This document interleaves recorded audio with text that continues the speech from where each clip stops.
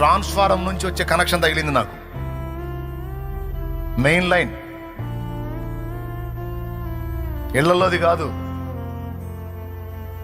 కొడితే పరిగెత్తారు జనం, మరిగారే బచ్చే మరిగారే అనుకుంటా.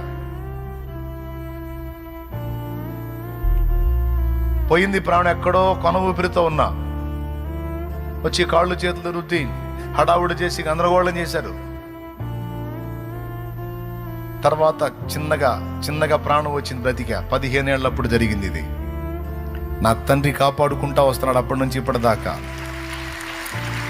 అంటే అటాక్స్ చేస్తానే ఉన్నాడు వాడు. ఎందుకు? నా ద్వారా జరిగే పని ఆగిపోవాలంటే నేను పోవాలి.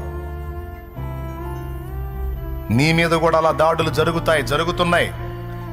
మెంటల్గా, మానసికంగా, శారీరకంగా, ఆత్మీయంగా నిన్ను దిగజార్చి బలహీనపరిచి